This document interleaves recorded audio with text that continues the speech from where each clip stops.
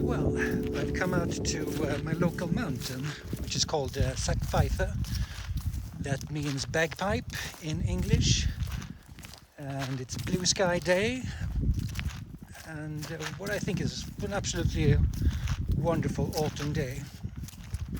So the main reason I've come out here is to test my newly bought Iphone13 Pro. And I want to see what it can offer for doing hiking videos and compare it to my previous cameras. So recently I've used the Fuji X-T4 with a 16 to 80 millimeter zoom lens.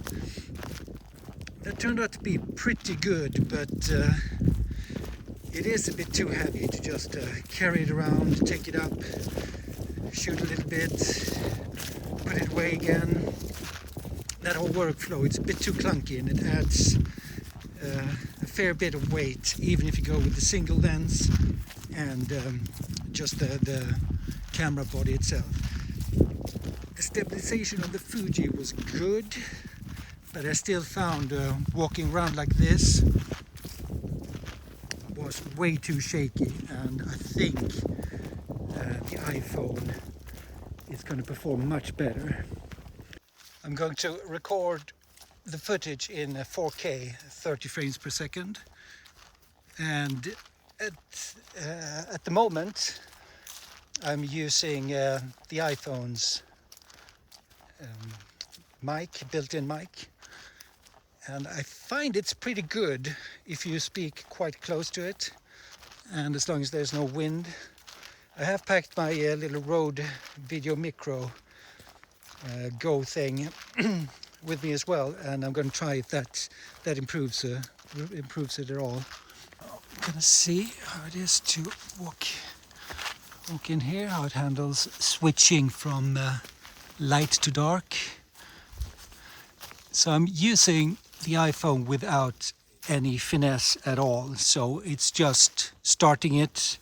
I have no real extra settings or anything like that. It's just vanilla, the whole thing. So I'm letting it exposure automatically, focus automatically, and all that. You can see it flares up a little bit, the lens. That's one thing I've noticed that the iPhone tends to do, especially when it's dark. It creates a lot of dancing flares. Okay, now I'm testing the selfie camera. See if it's worth anything. Looking pretty good. Still using the built-in mic. So now I'm trying the same thing, but with the cinematic option enabled. So you get a little bit of that motion blur in the background. So now it's not 4K anymore. It's filming in only 1K, 30 FPS. So you have to scale it up a bit. But you know, it might be quite good enough for these walk and talk vlogging style videos. So this is the ultra wide angle. I think it's supposed to be 12 millimeter in a 35 equivalent, so it's pretty damn wide. It's very wide.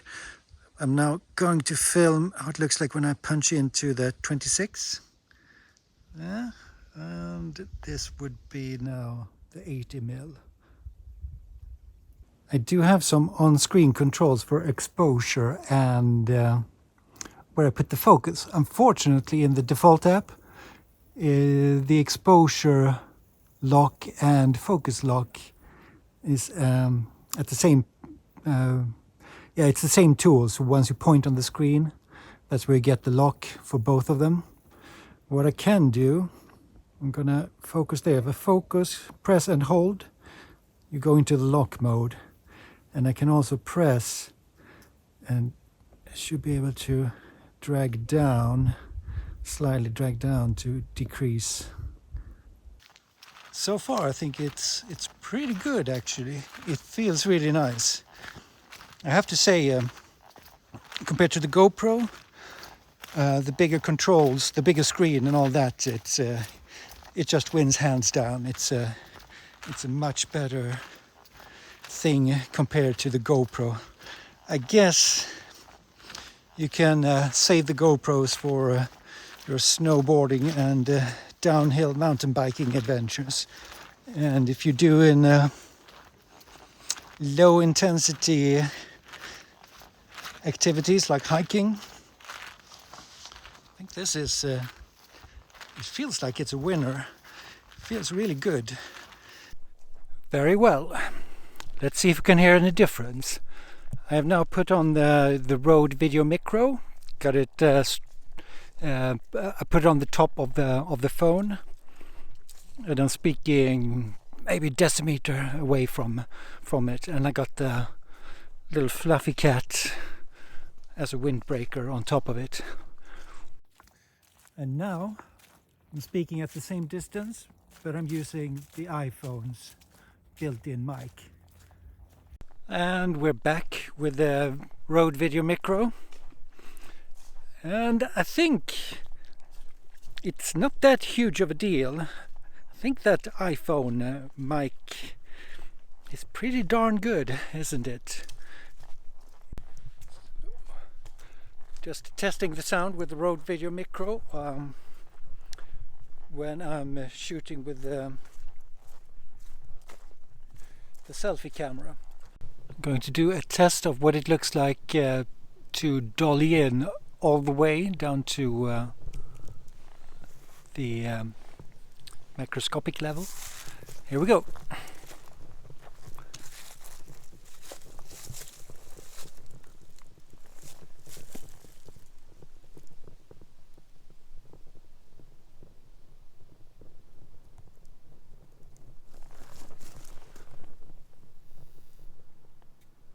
Oh well, it kind of does it, but it fails to focus in the end there.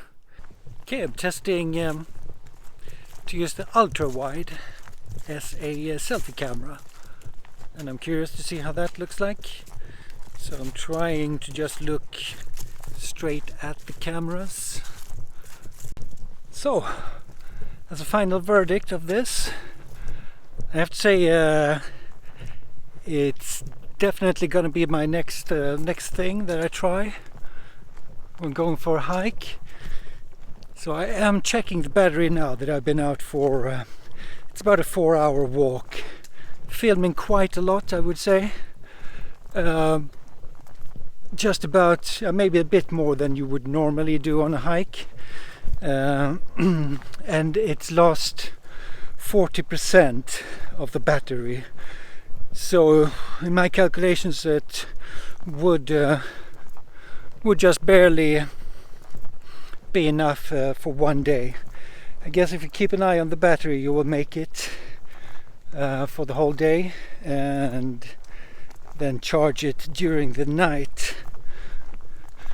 So that's always a concern, because you can't just pop in another battery like you can with any other camera and then keep on shooting. You're kind of stuck with this one. So it might even be a case made for the 13 Max with its mega battery that will last you for many more hours than this. Still pretty good, I have to say, still pretty solid, but it is a new phone, and a year from now the battery is probably not going to be as amazing. We'll have to see about that. Everything else, well, including the battery, it's also good. Everything is good. This is just a very great tool. Really nice to have. So much easier than the Fuji X-T4.